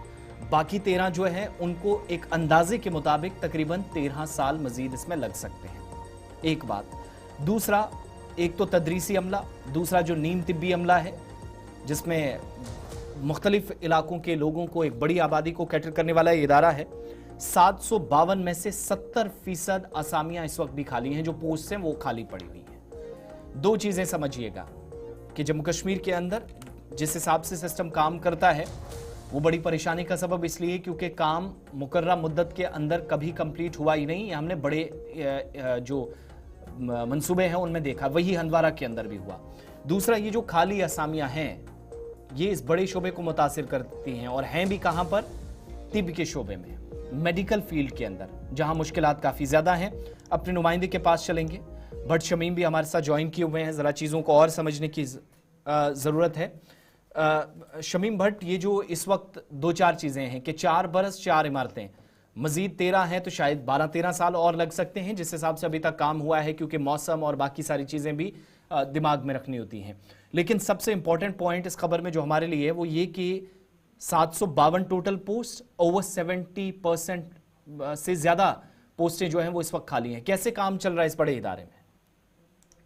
जी आसिफ, मैं आपको बताता चला, अगर सब जिला हंदवारा की बात करेंगे, ये जैसे कपाना का एक सब जिला जो हंदवारा है, जब यहाँ पे GMC 2014 में ही इनाग्रेशन हुई होम मिनिस्टर की जाने से, तब लोगों ने एक यहाँ पे खुशी का मुजाहरा किया क्योंकि हंदवारा के अंदर GMC बन रही है। पिछले 4 साल से, जिस तरह आपने कहा कि 4 साल में सिर्फ 4 ही बिल्डिंग वहाँ पे तामीर हुई है, ये बात सही है। जब 2024 की बात करते हैं, 2024 अप्रैल में काफी ज्यादा फ्लड आया। फ्लड जो है पोरू नाला में काफी पानी का बहाव काफी ज्यादा था, जहाँ पे GMC बनाया गया। ये सुगुन हंदवारा का इलाका है, वहाँ पे वो पानी के जद में सारा इलाका आ गया। उस दिन तकरीबन 10 और 15 फुट के आसपास जो पानी जो है वो उस इमारत के अंदर गई है। तब से फिर काम रुके है, तमाम डिपार्टमेंट से मुतहरिक किया गया है, जिसमें फ्लड कंट्रोल की बात करेंगे, PHC की बात करेंगे। फिर उसके बाद जोकाम साहब ने खुद हंदवारा GMC का विजिट किया है। विजिट के बाद उन्होंने एक टीम तश्कील दी है क्योंकि हम GMC को शिफ्ट करने जा रहे हैं। अभी तक वो, तब तक 2 महीने हो गए, अभी तक उसके बारे में कोई जो इंतजामिया टीम बनाई गई, तश्कील टीम दी गई है, अभी ये अफवाह चल रही है जीएमसी को हम शिफ्ट करेंगे। जब बनाया गया है तब जो सबके मिनिस्टर थे तब उसने बोला कि जिसने भी किया, जब 370 हट गया तब ये जीएमसी जहाँ पे बनाना था वहाँ पे नहीं बनाया गया। ये जो बनाया गया है ये फ्लड एरिया है, तो वहाँ पे अब ये मसला चल रहा है कि बिल्डिंग को हम शिफ्ट करेंगे। जिस तरह आपने दूसरा सवाल किया है कि वहाँ पे सिर्फ 4 ही जो बिल्डिंग है तामीर हुई है अब 13 साल, बाकी जगह पे जहाँ पे जीएमसी बन रही है वो नियर अबाउट 100 या 90% कंप्लीट हो चुके हैं। जब हम बात करेंगे स्टाफ की, डॉक्टर जब हंदवारा जो एस्टेटेड डिस्ट्रिक्ट हॉस्पिटल है अब वो जीएमसी में एस्टेटेड हुआ है, वहाँ पे बीमार और तीमारदारों को काफी ज्यादा परेशानी का सामना करना पड़ता है। वहाँ पे भी 7 वो जो मंजिला बिल्डिंग तामीर तो की गई है मगर अभी तक वो लोगों के लिए जो है वक़्त नहीं किए गए, जिससे वहाँ पे जगह की काफी कमी है। जिस तरह कैजुअल वार्ड की बात करेंगे वहाँ पे सिर्फ 15 बेड जो है कैजुअलिटी में है। ऑपरेशन शमीम जल्दी से ये बताइएगा, अरकान असेंबली या फिर रुकने अवान या बाकी तमाम जो कंसर्न लोग हैं, क्या उनके नोटिस में ये चीजें हैं? बड़ी आबादी है, आबादी तो कम नहीं हुई है, वो मुसलसल बढ़ रही है, लेकिन पोस्टें तो उतनी ही हैं जो 4 वर्षों में नहीं बढ़ सकी हैं।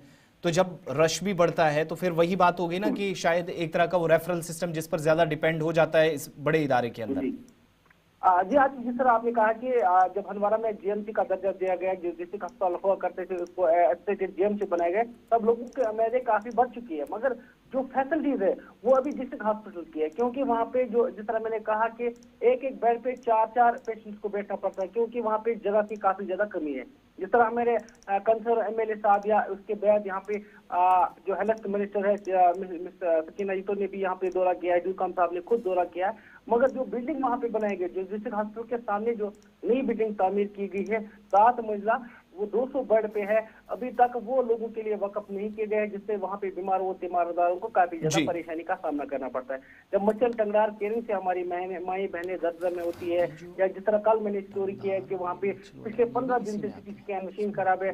जब लोग वहाँ सिटी स्कैन के लिए आते हैं उनको बारामूला जीएमसी रेफर करता है या श्रीनगर, परेशानी काफी ज्यादा है। जिस तरह एक्सपेक्टेशन भी काफी ज्यादा है, जिस तरह लोकल हुकूमत है, पहले हम ये दावा करें कि एलजी साहब नहीं कर रहे, अब लोकल हुकूमत है, तो उसके बाद भी वहाँ पे कोई ध्यान नहीं दे रहा है कि जिस तरह वहाँ पे फैसिलिटीज मिलनी चाहिए लोगों को, वो लोगों को नहीं मिल पा रहे।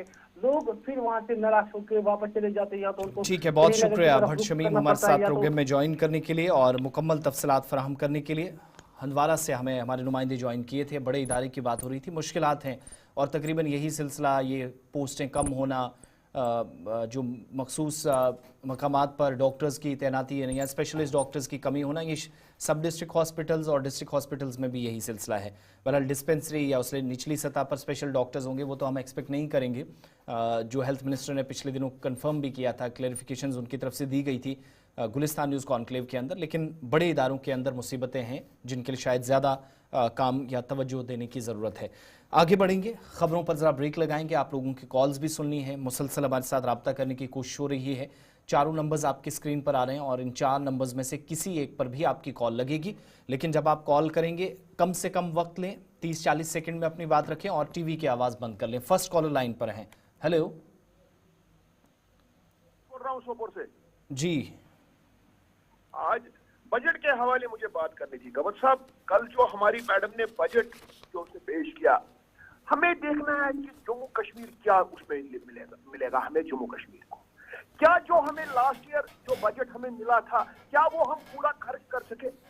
आज तो बातें हो रही थी कि बजट कम है, उस जगह कम है, इस जगह कम है, लेकिन मेरी गुजारिश होगी मौजूदा हुकूमत से, लेफ्टिनेंट गवर्नर साहब से भी और सना इसमाइल जो हमारे चीफ मिनिस्टर साहब है उससे, क्या आप जरा फोकस कीजिए। जो बजट हमें 41,000 करोड़ मिला है, उस बजट में आप कोशिश कीजिए कि हमें क्या मिल रहा है, और जो नई डेस्टिनेशन हमें टूरिस्ट में मिली है जरा आप कीजिए। मैं बोलता हूं कि हमें जी साउथ में भी टूरिस्ट डेस्टिनेशन है, सेंटर में भी है, जरा नॉर्थ में ले आए ना। आप उन पे काम कीजिए। आप देखिए हमारे पास डॉक्टर्स है ही नहीं, हमारे पास एजुकेशन डिपार्टमेंट जो है उसका इंफ्रास्ट्रक्चर आप देखिए कहां पर है। बात तो हम करेंगे, सियासत करेंगे कि वो ये ठीक नहीं है, ये बजट ठीक नहीं है। आप देखिए हमें तो 41,000 करोड़ मिला, उससे एक पैसा हमें ज्यादा नहीं मिलेगा। अब इस पर आप कंसंट्रेशन कीजिए कि हमें जम्मू कश्मीर का बका कैसे होगा। चलिए, बहुत शुक्रिया जी कॉल करने के लिए। बहुत शुक्रिया। नेक्स्ट कॉलर हमारे साथ लाइन पे। हेलो, वालेकुम अस्सलाम। आबिद कुरैशी बोल रहा हूँ मैं सर। गवर साहब आप ठीक हो? मैं आपको मुबारकबाद देना चाहूंगा, आपने जम्मू में ये प्रोग्राम किया है। लेकिन बदकिस्मती ये है, हम कश्मीर वाले भी आपको वेट कर रहे थे, हम रेगुलर कॉलर है आपकी। इंशाल्लाह मैं पहले ही आपको बता दूं, इससे पहले कि आप शिकायत और बढ़ा दें, बस 1 महीने यानी माह रमज़ान का वक्त ख़त्म होने दीजिए। अप्रैल के पहले हफ्ते में ही श्रीनगर के अंदर सीज़न 3 का कॉन्क्लेव हो रहा है। बात वहाँ पर भी होगी और बात सब लोगों के सामने होगी वहाँ पर इंशाल्लाह। और इंशाल्लाह दूसरी बात यह है कि जो आप बोल रहे थे कि हम MLAs को लाएंगे इस पर कॉन्ट कॉल, जी वो कीजिएगा ताकि हमें भी पता चले, उन लोगों को भी पता चले कि ग्राउंड सिचुएशन क्या है। बिल्कुल, बहुत शुक्रिया आपकी कोशिश कॉल लगी है का, सर। बहुत शुक्रिया। Next collar. हेलो। हेलो अस्सलाम वालेकुम। वालेकुम अस्सलाम।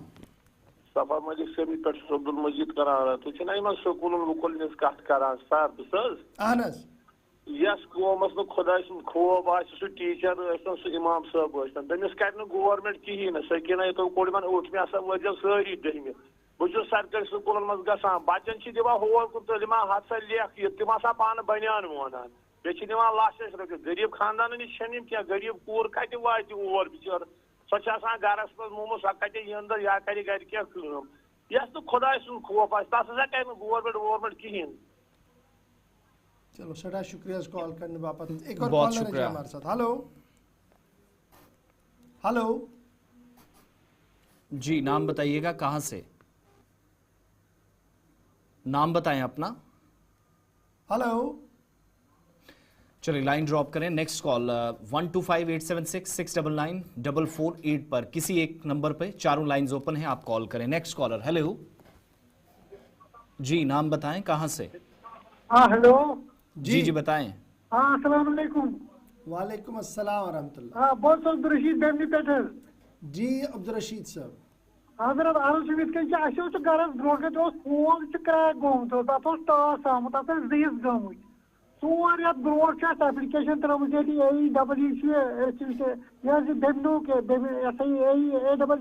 बेमना रिसीव स्टेशन 4 रेत गया तो दह खो दह बढ़ान तुम खतरा मगर एग्जाम क्या वोन पत तम पत हाँ तम वो बस नफर बे लट गोस ब्या हमसाय तो प्रॉब्लम तो तम अफ्त कर यह डायरी पे थो नोट कर पे दोपन गई वन मोन चल मानी कह चीफ साहब वन चलो शुक्रिया कॉल करने बापत बेमनिस अंदर पोल फुटमुत और मे उम्मीद कि एग्जीक्यूटिव इंजीनियर सबस तम ऑलरेडी मामलो वोतमुत यह कुन नत कुन तरीके हल त। एक और कॉलर है जी। हेलो अस्सलाम वालेकुम। वालेकुम अस्सलाम। अब्दुल गनी बोहरू अर्ज कर रहा हूँ जनाब चमलवास बानहाल से। जी जनाब अब्दुल रशीद साहब बताएं। सर अर्ज इस तरह है कि हमारे यहाँ चमलवास में 2 साल से जल शक्ति स्कीम का काम चल रहा है जी। अभी तक पाई तकमील नहीं पहुंचा है। जहाँ भी जितना काम हुआ है वो भी सेटिस्फैक्टरी नहीं है, यानी कामयाब नहीं है। इसलिए आपकी वसातत से सर हायर अथॉरिटीज तक बात पहुंचाना चाहते हैं ताकि वो इसका मुशाहिदा करें, इसको देखें कि ये काम क्यों नहीं कामयाब हो रहा है। चलिए बहुत शुक्रिया। जल शक्ति महकमे यानी हर घर जल पहुंचाने का मंसूबा है, इस बजट में भी काफ़ी खासा पैसा रखा गया है।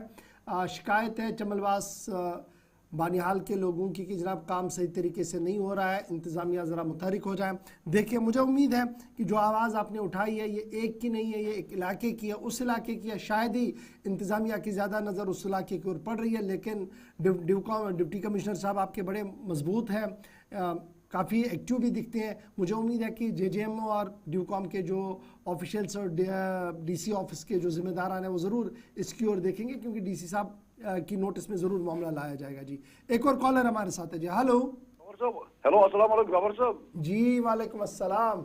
हजरत चिंकलामा पे स्टेडियम पे अहन यपर बीच बम कर सड़क अंदर अहन यपर जित ड्रेनेज प्रॉब्लम मामूली आब अगर कमरन मज आब वजह तथा क्या ड्रेन तथा जरा ड्रेन बना क्या जो तब मैं चुजे तथा बना पत आनो से पार्लियामेंट इलेक्शन तथा नु क्या ना आज कनेक्शन दिन ऐसे मूज भी बुलाई लगे रुद का तो नाले वाल के भरिस अच्छा तुम यम सो डिपार्टमेंट बनावन ओस तिमन सित करियो त रेप्त आदि तवस कनेक्शन कुन जाय कटतो नेबर ओतरा जाय पर मैडम शमा फिरोज अस करो तमिस अर्ज दस मूज में आप से अस कर क्या करतो वैसे आनस मगर तो बड़ा इलाका जू पहुंचा। चलो सर शुक्रिया इस कॉल के लिए। बड़ा इंपॉर्टेंट है, शहर के मुख्तलिफ इलाकों के अंदर ड्रेनेज निज़ाम को बेहतर बनाने के दावे किए गए, बहुत सारा काम किया भी गया, लेकिन आउटलेट यहाँ जहाँ पर वो पंप लगाने थे, आउटशेड बनाना था, वो काम अधूरा छोड़ा गया है। पिछली बार चुनाव था, कुछ वजह हो सकता है उस वजह से भी, वो बीच में सर्दियाँ भी थी,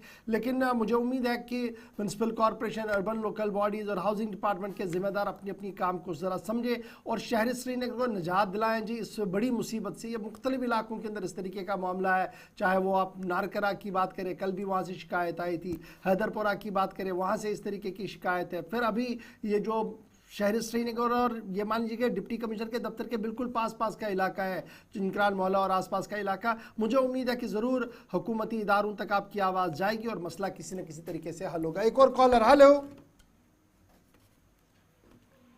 नाम बताइएगा, कहाँ से? हेलो, किश्तवाड़ से असलम बोल रहा हूँ सर। जी असलम साहब, खुश आमदीद। अस्सलाम वालेकुम, बहुत देर के बाद मुलाकात सर। जी जी बिल्कुल।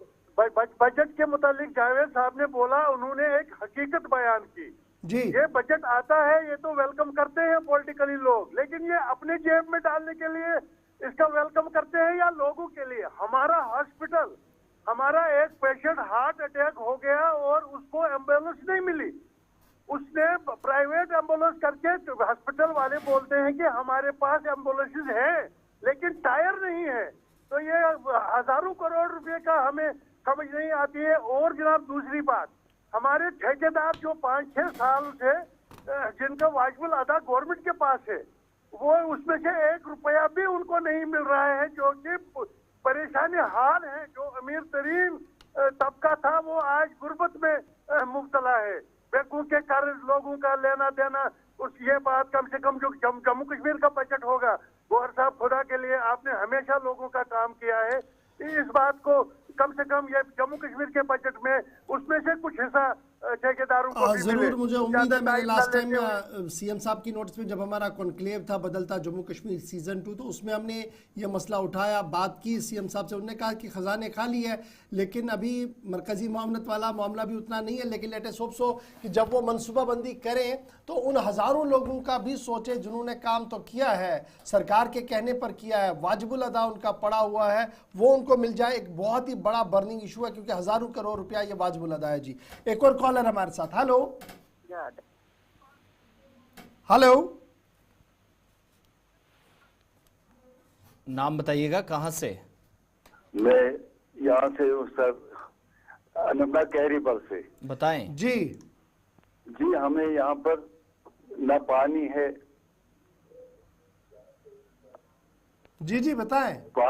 हाँ, हमें सब यहाँ पर न पानी है, न ये बिजली रहता है। कीरीबल अनंतनाग। कैरीबल अनंतनाग से। तो पहले ये बताइएगा ना, अभी तक आप किस तरीके से पीने का पानी का एहतमाम करते हैं, कैसे आ रहा है आपके? यहाँ पर सर मस्जिद का टोवेल है, उसी से निकालते हैं हम पानी यहाँ से। अच्छा अच्छा, ये भी जरा बताइएगा, अनंतनाग हेडक्वार्टर से ये कीरीबल कितना दूर है? अनंतनाग से लगभग ये 4 किलोमीटर दूर है। यानी डिस्ट्रिक्ट हेडक्वार्टर की नाक के नीचे ये पूरा मामला है। हाँ सर। तो ये जो महकमा है, चाहे वो पीएचई है, जल शक्ति है, क्या उनकी नोटिस में इस मामले को लाया गया था? हाँ, उनको भी बताया सर, उन्होंने कहा हम पानी की गाड़ी भेजूंगा। अच्छा, सिर्फ पानी की गाड़ी भेजेंगे, मुस्तकिल बुनियादों पर कोई हल नहीं होगा? वो भी नहीं भेजा इन्होंने। हमें तो पानी नहीं मिलता है। आपके एमएलए साहब कौन है? खाली 1 घंटे को या 2 घंटे को दिन भर। आपके एरिया के एमएलए साहब कौन है? ये इसके नाम एमएलए शशांक सिंह, रियाज अहमद शांगस का। चलिए, बहुत शुक्रिया जी, बहुत शुक्रिया, उन तक जरूर बात पहुंचाएंगे। लास्ट कॉल ले लेते हैं जी प्रोग्राम के। हेलो हेलो, अस्सलाम वालेकुम। वालेकुम अस्सलाम।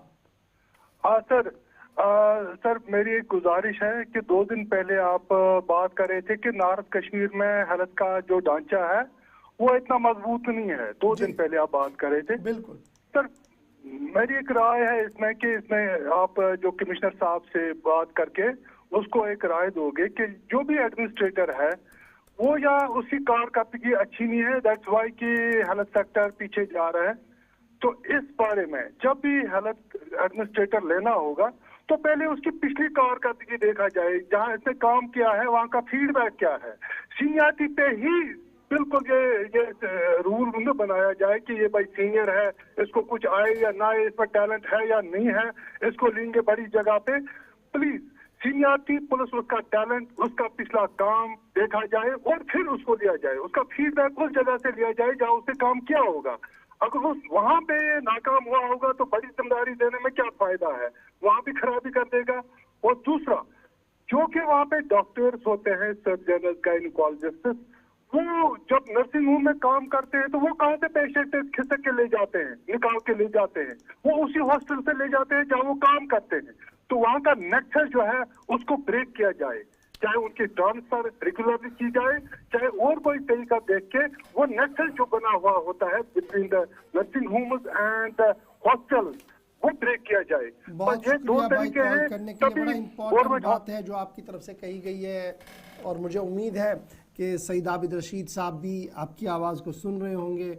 फिर मैडम सकीना यतूर जो ऑन टोज है इस निज़ाम को थोड़ा सा बदलने में, अल्लाह हिम्मत दे सबको, निज़ाम ठीक हो, बेहतर हो, ताकि आवाम के लिए ये फ़ायदेमंद और सूदमंद साबित हो। बहुत बहुत शुक्रिया जी आप सबका हमारे साथ हमारी फ़ोन लाइन्स पर ज्वाइन करने के लिए, बात रखने के लिए। ये तनकीद बराए तनकीद नहीं होता है, ये तनकीद बराए तामीर होता है। अगर हम बात करते हैं तो ये हरगिज़ न लिया जाए कि हम किसी के ख़िलाफ़ हैं, बल्कि हम ये सिर्फ इसलिए कह रहे हैं ताकि आवाम को फ़ायदा मिले और रियासत की जो हुकूमत है उनका जो विल है वो सही तरीके से चले। एक तो ये बड़ी इंपॉर्टेंट बात थी। दूसरी बात ये कि जब हम लाइव ट्रांसमिशन में आपके साथ होते हैं, इस प्रोग्राम में होते हैं, तो बहुत सारे लोग हमारे मोबाइल्स पर भी कॉल करते हैं और बाद में ये शिकायत होती है कि जनाब आप कॉल नहीं उठाते हैं।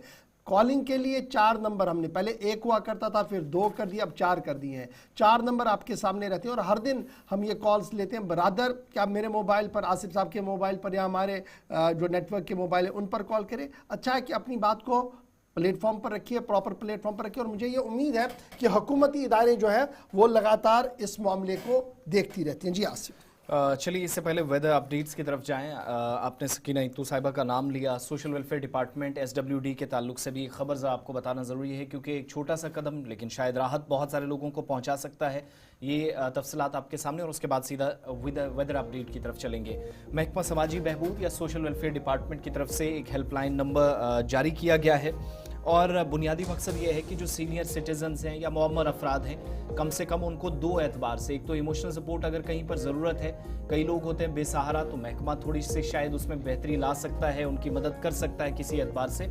और दूसरा वो लोग जिनको कानूनी मशवरा या मदद की ज़रूरत है, शायद महकमा इस हवाले से भी काम कर सकता है। और सुबह 8 बजे से रात के 8 बजे तक एक हेल्पलाइन नंबर, जो नंबर है 14567 14567, ये जारी किया गया है ताकि सीनियर सिटीजन्स को किसी भी तरीके से मदद की ज़रूरत हो, इस हेल्पलाइन नंबर के जरिए वो महकमा समाजी बहबूद या सोशल वेलफेयर डिपार्टमेंट से रब्ता करेंगे, और इस हेल्पलाइन नंबर के जरिए जो मालूमात आप डिपार्टमेंट को देंगे वो आपके फलाह बहबूद के लिए उठाए जाएंगे। एक बात। दूसरा, ख़ास तौर से डिपार्टमेंट, चूँकि एक बड़ी जिम्मेदारी ये भी है कि कई लोग जो बिल्कुल अकेलापन महसूस करते हैं, मुश्किलात हैं, मुआशरे के अंदर हैं, बड़ी तादाद ऐसे लोगों की जिनका आगे पीछे कोई नहीं है, उनकी भी मदद हो सकती है। और मरकज़ी मुआवनत वाली स्कीमें जो इसी महकमे के ज़रिए इन शहरियों तक पहुँचती है, तो वो स्कीमें भी उनसे प्रॉपर तरीके से लोग मुस्तफ़ीद हों और जो हकदार हैं उन तक ये सपोर्ट सिस्टम पहुँचे। बुनियादी मकसद ये है। ये हेल्पलाइन नंबर जारी किया गया है, तो आप रब्ता अथॉरिटीज़ के साथ कर सकते हैं।